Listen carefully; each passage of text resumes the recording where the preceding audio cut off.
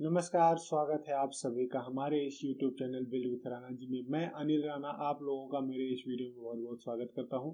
आज हम लोग पोस्ट मैट्रिक स्कॉलरशिप के फॉर्म को भर रहे थे, उसी में पार्ट 2 यह वीडियो है जिसमें अपना रजिस्ट्रेशन करा लेने के बाद आगे का जो हम लोग फॉर्म है वो किस प्रकार से भरेंगे उसकी जानकारी आपको इस वीडियो के माध्यम से प्राप्त होगी। तो अगर आप अपना रजिस्ट्रेशन कराना चाहते हैं और अपना स्कॉलरशिप आवेदन खुद से करना चाहते हैं तो आप इस वीडियो के अंत तक बने रहिए। अगर आपने हमारी पुरानी वीडियो जिसमें कि रजिस्ट्रेशन किस प्रकार से किया जाता है अगर अभी तक आप लोगों ने नहीं देखा है तो हमारे इस वीडियो के डिस्क्रिप्शन में आपको लिंक मिल जाएगा और आई बटन पर भी आपको उस वीडियो का लिंक मिल जाएगा। आप वहां पर जाकर हमारी पहली वीडियो को पहले देख लें, उसके बाद ही आपको यह वीडियो अच्छे से समझ में आएगी, तभी आप अपना आवेदन सही प्रकार से कर पाएंगे। तो जब हम लोगों ने रजिस्ट्रेशन कर लिया है, रजिस्ट्रेशन करने के बाद हमारा फॉर्म अप्रूवल के लिए चला जाता है डिपार्टमेंट के पास में, और जब अप्रूवल हो जाता है उस अप्रूवल के बाद हमें एक यूजर आईडी और पासवर्ड जो है वो मोबाइल पे और ईमेल पे भेज दिया जाता है। उस यूजर आईडी को हम लोग यहाँ पे एंटर कर लेंगे और उसके बाद जो सबसे पहला काम है हम अपना पासवर्ड चेंज करेंगे और आगे का जो फॉर्म है उस प्रकार से आवेदन करेंगे। तो चलिए आज की वीडियो हम लोग शुरू करते हैं। अगर आपको यह वीडियो अच्छी लगती है तो हमारे इस वीडियो को लाइक कीजिएगा, हमारे चैनल को सब्सक्राइब कीजिए बहुत सारे लेटेस्ट वीडियोस को देखने के लिए और अपडेटेड न्यूज से जुड़े रहने के लिए। चलिए वीडियो को शुरू करते हैं। तो हमारे पास यहाँ पर वेबसाइट में आ जाने के बाद में सबसे पहले होम बटन पे जब हम आ जाएंगे तो इस प्रकार से, उसके बाद दोबारा से स्टूडेंट पे चले जाएंगे। स्टूडेंट पे जाने के बाद जो रजिस्ट्रेशन फॉर SC/ST पे हम लोगों ने क्लिक किया था, इस बार हम लोग register user login for SC/ST student पर क्लिक करेंगे। इस ऑप्शन पर क्लिक करने के बाद हम लोग यहाँ वापस इस पेज पे आ जाएंगे और इस बार न्यू रजिस्ट्रेशन की जगह हम लोग login for already registered student पर क्लिक करेंगे क्योंकि हमारा रजिस्ट्रेशन पहले ही हो चुका है। ठीक है, तो रजिस्टर्ड स्टूडेंट पे हम क्लिक करेंगे। यहाँ पे हमें यूजर आईडी और पासवर्ड एंटर करने के लिए एक ऑप्शन मिल जाएगा। तो हमारे पास जो यूजर आईडी है वो आया हुआ है, तो आपके मोबाइल पे और ईमेल पे आ जाएगा, उसको आप यहाँ पे एंटर करोगे। तो हम यहाँ एंटर कर लेते हैं, पासवर्ड एंटर कर लेंगे, उसके बाद कैप्चा फिल करेंगे और लॉगिन बटन पे क्लिक कर देंगे। यहाँ पे हमारे पास में ऑप्शन खुल जाएगा। लॉगिन करने के बाद जैसे लॉगिन करेंगे तो चेंज पासवर्ड का ऑप्शन आ जाएगा। इस चेंज पासवर्ड पर हम लोग यहाँ पे नाम एंटर कर लेंगे जो हमारा नाम है, उसके बाद मोबाइल नंबर है, इस मोबाइल नंबर पे गेट OTP पे क्लिक कर लेंगे। OTP जो है वो भेज दिया गया है, OTP यहाँ पे हम लोग एंटर करेंगे और OTP एंटर करने के बाद यहाँ पासवर्ड हम लोग एंटर कर देंगे। हमारे मोबाइल पे जब OTP आ जाएगा तो हम OTP को यहाँ पे एंटर कर लेंगे, उसके बाद अपना पासवर्ड बना लेंगे। पासवर्ड में आप स्मॉल लेटर, कैपिटल लेटर और एक स्पेशल कैरेक्टर को जरूर ऐड करें। यहाँ पर कैप्चा फिल कर लेंगे। कैप्चा फिल करने के बाद चेंज पासवर्ड पर क्लिक कर देंगे। मोबाइल नंबर वेरीफाई हो गया है। पासवर्ड को हम लोग यहाँ से एंटर कर लेते हैं, कैप्चा फिल कर लेते हैं, चेंज पासवर्ड पे क्लिक करेंगे, हमारा पासवर्ड चेंज हो जाएगा। यहाँ एंटर कर लेते हैं, दोबारा से लॉगिन करेंगे हम लोग। सक्सेसफुली जब हम लोगों ने अपना यूजर आईडी और पासवर्ड एंटर कर दिया है तो हमारे पास ये अप्लाइड फॉर स्कॉलरशिप का पेज ओपन हो जाएगा और यहाँ पर से अब हम अपना स्कॉलरशिप आवेदन शुरू कर देंगे।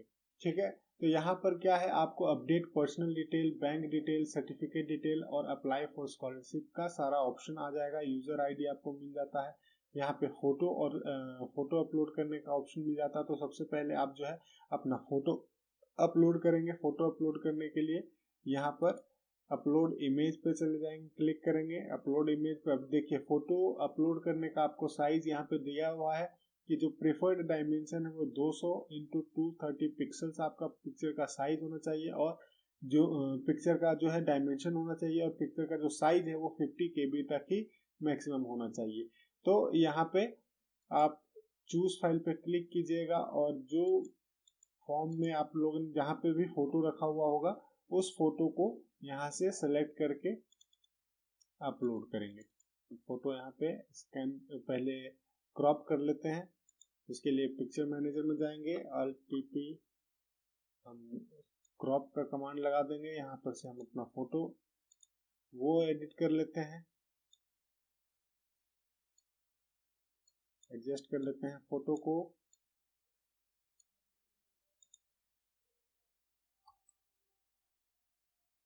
सेव कर लेते हैं फोटो।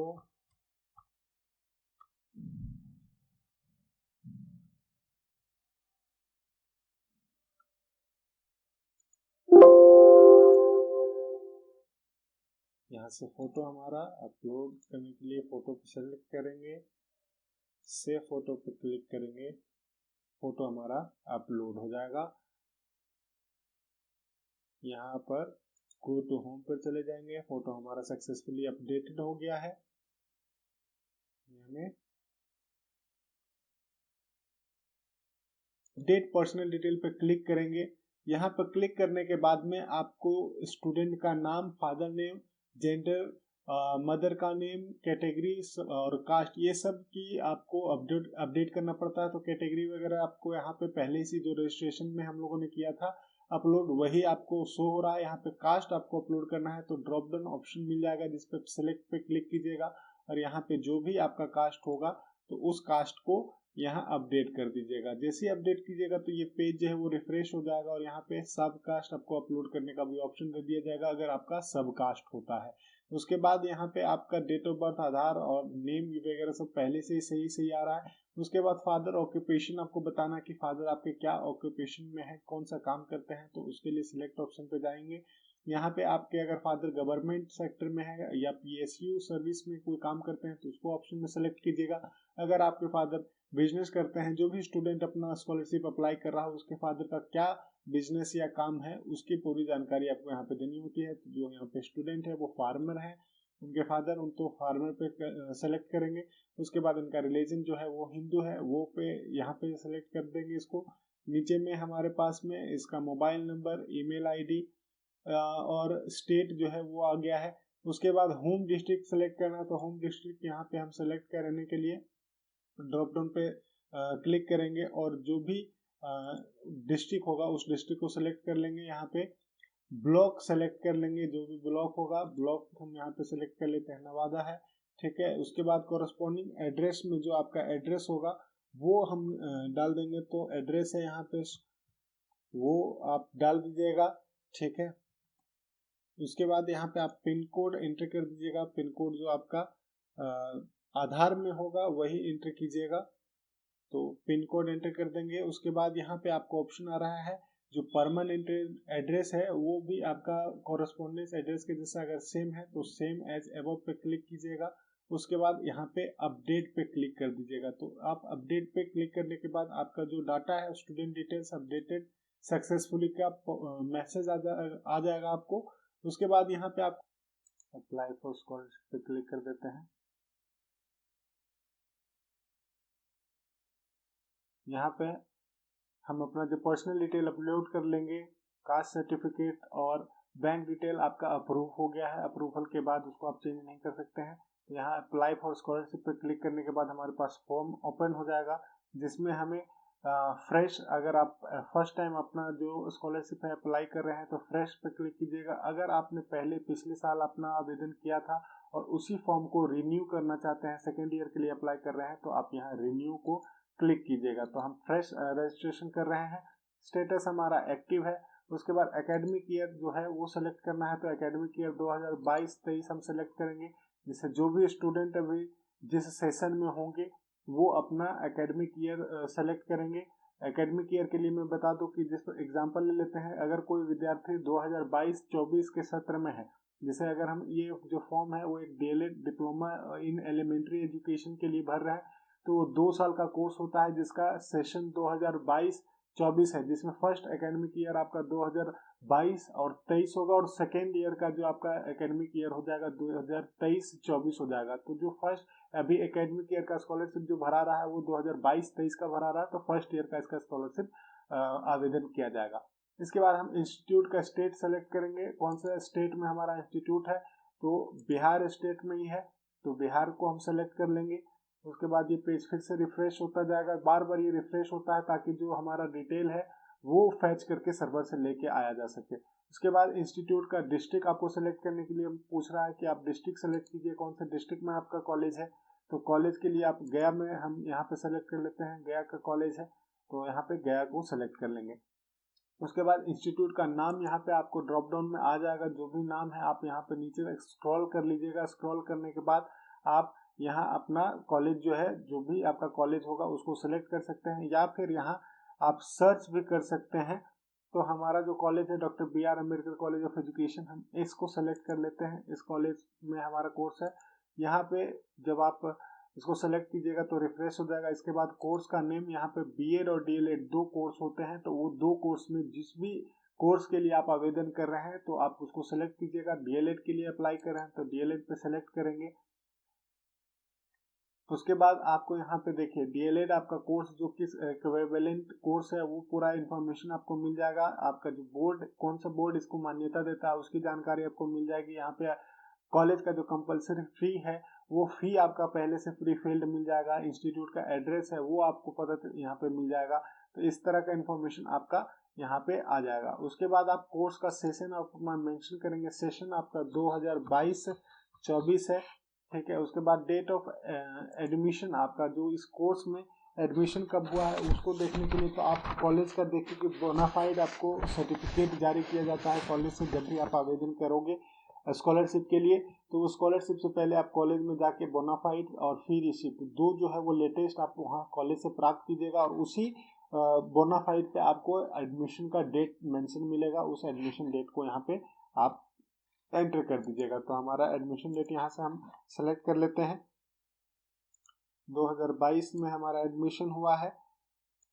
उसके बाद स्टूडेंट का एडमिशन का रजिस्ट्रेशन नंबर क्या है, तो रजिस्ट्रेशन नंबर आपका जो होता है वो आपको एंटर कर देना है। रजिस्ट्रेशन नंबर अभी बच्चे का जो रजिस्ट्रेशन हुआ है, ठीक है। तो बहुत सारे बच्चों को रजिस्ट्रेशन नंबर अपना पता होता है, बहुत लोगों को रजिस्ट्रेशन नंबर नहीं पता होता। तो जिनको रजिस्ट्रेशन नंबर नहीं पता होगा वो अप्लाइड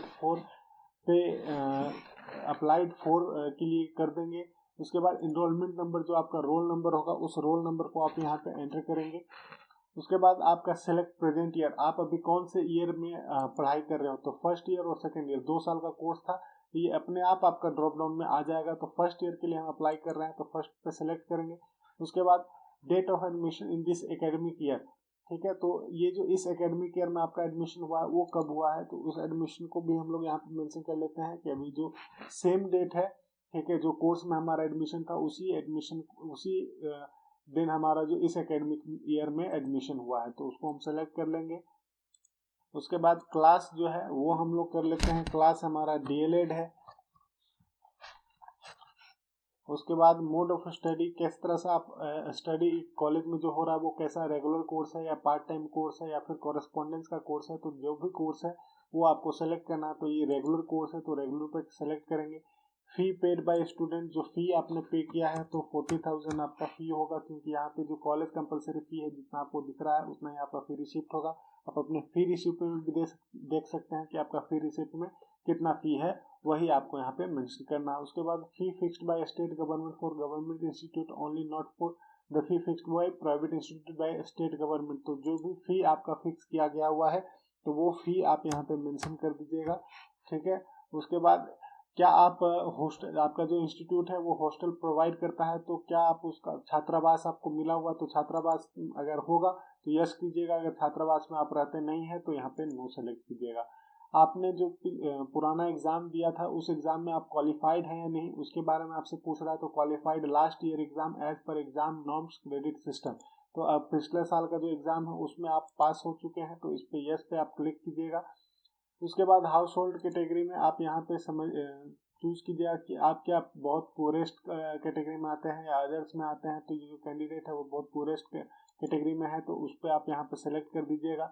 उसके बाद आपका जो प्रीवियस पासिंग कोर्स है उसके बारे में आपको यहाँ पे बताना है कि आपका जो कोर्स है, लास्ट जो आपका कोर्स है वो कौन सा था, आप लास्ट कौन सा एग्जाम पास किया है।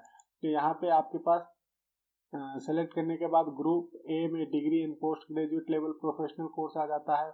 ग्रुप बी में आपका professional course leading degree diploma certificate DLEd BPEd NM GNM इस तरह का कोर्स आ जाता है। उसके बाद ग्रुप सी में graduate and post graduate course not covered under group A and group B, जो ग्रुप ए और ग्रुप बी में कवर नहीं है वो वैसे कोर्स आपके ग्रुप सी में आते हैं। ग्रुप डी में all 10th 12th polytechnic and ITI post matric non degree courses जो है वो सब आते हैं। तो ये जो अभी DLED है वो 12th के बाद हो रहा है, तो हम यहाँ पे ग्रुप डी में सेलेक्ट करेंगे। उसके बाद ग्रुप ओ में 10th लेवल कोर्स, जो आप ये जो पोस्ट मैट्रिक स्कॉलरशिप आवेदन होता है तो वो 10th के बाद आवेदन किया जा सकता है। तो 10th के बाद आपको लेवल आपका बताना होता है कि कौन सा एग्जाम आपने लास्ट पास किया। अगर 10th पास किया है तो ग्रुप ओ को हम सेलेक्ट करेंगे, 10th लेवल कोर्स है। उसके बाद अगर आपने 12th पास कर ली है या 12th के समकक्ष कोई डिग्री प्राप्त की है या कोई समकक्ष उसके कोर्स आपने क्वालिफाई किया है तो ऑल ग्रुप डी में जाएगा, जिसमें 12th 11th 12th polytechnic ITI और पोस्ट मैट्रिक जो नॉन डिग्री कोर्सेज होते हैं उनको सेलेक्ट करेंगे। उसके बाद आपको ग्रुप A B C 3 तरह के ग्रेजुएट और पोस्ट ग्रेजुएट के कोर्स के लेवल्स आपको मिल जाएंगे, उनमें से आप सेलेक्ट कीजिएगा। तो जो भी आप कोर्स में होंगे उसी के अकॉर्डिंग आप सेलेक्ट कीजिएगा। तो आप यहाँ पे ग्रुप डी हम इनके लिए सेलेक्ट कर देते हैं। उसके बाद कोर्स जो है वो आ जाएगा कि आपका कौन सा कोर्स था, ठीक है। तो इसमें आपका जो कोर्स है वो आपको 12th वाला बता दिया जाएगा कि आपने 12th साइंस से है, आर्ट्स से है या कॉमर्स से किया हुआ है। तो इंटरमीडिएट का जो आपका फॉर्म है वो आप यहाँ से सेलेक्ट करके बताइएगा। तो इनका जो है आर्ट्स से सेकेंडरी सीनियर सेकेंडरी इनका लास्ट एग्जाम था, तो यहाँ पर सीनियर सेकेंडरी आर्ट्स पे हम सेलेक्ट कर देंगे। आप देख सकते हैं अदर्स में भी आता है जो उर्दू वगैरह से जो कोर्स करते हैं या फिर कोई मुस्लिम वाले कोर्स स्कूल या मदरसे से जो कोर्स करते हैं वो आप यहाँ पे सेलेक्ट कर सकते हैं। बाकी जो आर्ट्स के स्टूडेंट होंगे 12th वाले वो ये option secondary senior secondary 10+2 arts पे क्लिक करेंगे। अगर साइंस के स्टूडेंट होंगे तो साइंस पे, कॉमर्स वाले हैं तो कॉमर्स पे। अगर 1 साल का ITI कोर्स है तो इस पे सेलेक्ट करेंगे, या 2 साल का ITI कोर्स है तो इस पे सेलेक्ट कर देंगे। तो इस प्रकार से हम लोग यहाँ पे अपना लास्ट कोर्स सेलेक्ट कर लेंगे। फिर कोर्स जो है वो कौन सी बोर्ड या यूनिवर्सिटी से मान्यता प्राप्त है, तो वहाँ पे आप लिख दीजिएगा BACB पटना के तरफ से ये जो हमारा कोर्स था, तो BACB पटना बिहार बोर्ड से इन्होंने अपना 12th किया है। उसके बाद कब से कब इनका जो है एग्ज़ाम हुआ था, तो उसको आपको लिखना है कि जो 12th है वो इनका 2021 में फाइनल हुआ है, ठीक है। तो इससे 2 साल हम लोग पहले चले जाते हैं। ये इस कोर्स कंप्लीटेड, क्या यह कोर्स कंप्लीट हो चुका है, तो यहाँ पे हम यस पे क्लिक कर देंगे क्योंकि कोर्स इसमें कंप्लीट कर लिया। उसके बाद आपको यहाँ पे परसेंटेज बताना है कि कितना परसेंट इनका मार्क्स है। इनका परसेंटेज जो है वो 60.4% है, तो 60 हम लिख देंगे। और इसमें राउंड ऑफ का वैल्यू लगाइएगा। अगर 0.5 से पहले की वैल्यू है तो वो आप एक कम कर लीजिएगा, और अगर 0.5 के बाद की वैल्यू है तो उसको बढ़ा लीजिएगा, ठीक है। तो इस प्रकार से हम परसेंटेज यहाँ पे एंटर कर देंगे। उसके बाद यहाँ आपको इंस्ट्रक्शन जो दी गई है डिक्लेरेशन की उसको आप सेलेक्ट कर लीजिएगा, टिक कर लीजिएगा कि I have not done DLED और any other same level course earlier from institute college. मैंने इससे पहले DLED का कोई कोर्स नहीं किया है।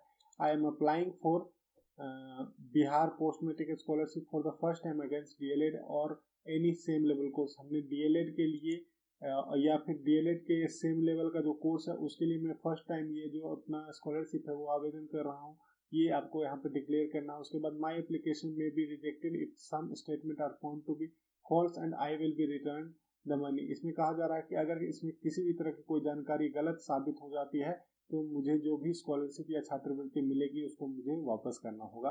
तो इस प्रकार से यहाँ पे आप सारे तीनों के तीनों जो डिक्लेरेशन है उसको आप टिक आउट कर दीजिएगा। टिक करने के बाद यहाँ पे नेक्स्ट क्लिक कीजिएगा और नेक्स्ट पे क्लिक करके फॉर्म में आगे बढ़ जाइएगा।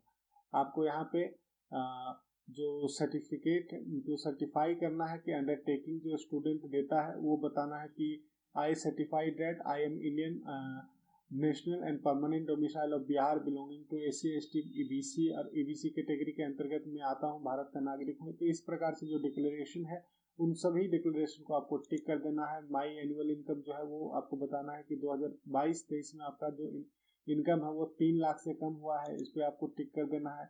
आई am studying institute located in India only and I eligible for the post matric scholarship as per the terms and condition of the government of Bihar. Bihar के जो सरकारी नियम है उन्हीं के अनुसार जो छात्रवृत्ति मुझे प्राप्त होगी। यही सब आपको जितने भी हैं उन सभी को आप टिक कर दीजिएगा सभी इंस्ट्रक्शंस को पढ़ने के बाद। यहाँ पे हम टिक करते जाएंगे। I have not filled the same code, मैंने हमने पहले इसमें कोई भी परीक्षा जो है वो अनप्रिंट नहीं की है, मैं सारा पास करते आया हूँ। इस प्रकार से जो है सभी डिक्लेरेशन कीजिएगा। आपका जो आधार कार्ड है वो वॉलेंटरी आपका जो है वो वेरीफाई किया जा सकता है बिहार गवर्नमेंट की तरफ से, तो उसकी पूरी सत्यापन की जो प्रमाणित करने का आपका यहाँ पे डिक्लेरेशन मांग रहा है। उसके बाद यहाँ आपको मोबाइल नंबर और ईमेल आईडी पे ओटीपी जनरेट करने के लिए बोला जा रहा है, तो यहाँ पे जनरेट ओटीपी फॉर मोबाइल पे क्लिक कीजिएगा तो आपको मोबाइल पे एक ओटीपी चला जाएगा। उसके बाद यहाँ पे आप ओटीपी यहाँ एंटर कीजिएगा। इसके बाद जनरेट ओटीपी फॉर ईमेल पे क्लिक कीजिएगा, आपके पास ईमेल पे भी ओटीपी चला जाएगा।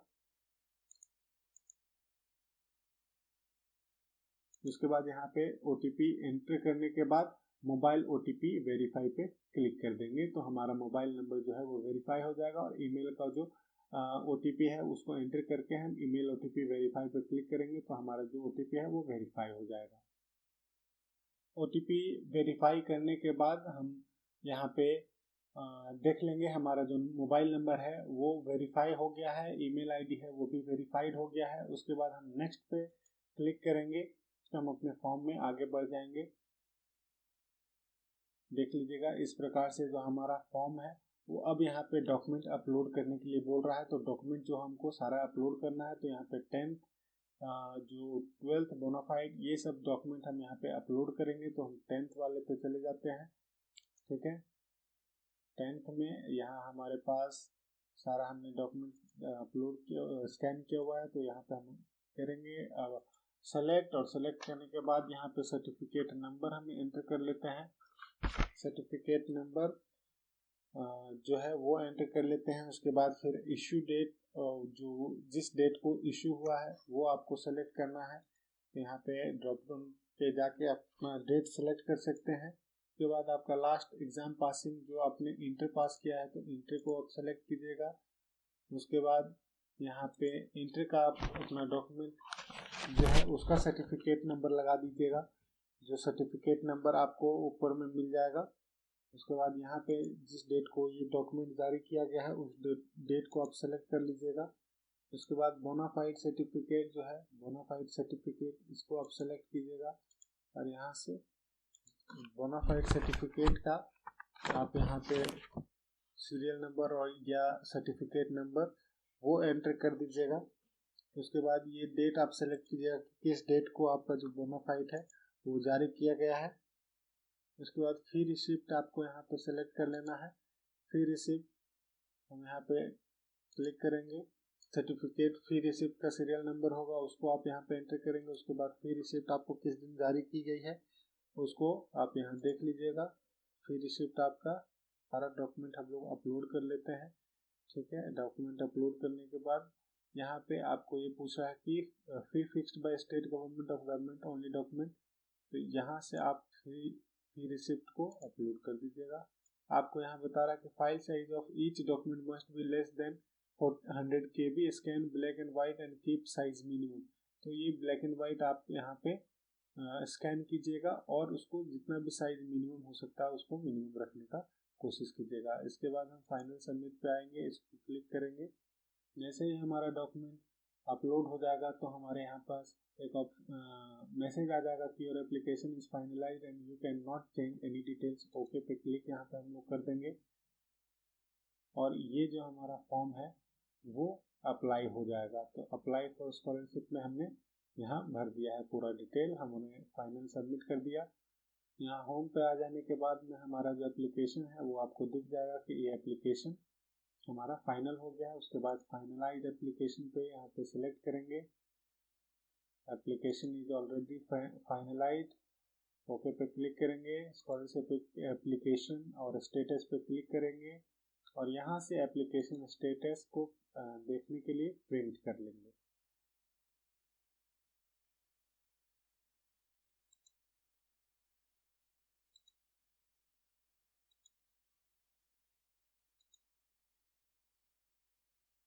यहाँ हमारा जो स्कॉलरशिप है वो अप्लाई हो गया है। अप्रूव हो जाने के बाद यहाँ पे हम प्रिंट पे क्लिक करेंगे और प्रिंट कर लेंगे अपने पास के, इसको पीडीएफ में सेव कर लेते हैं।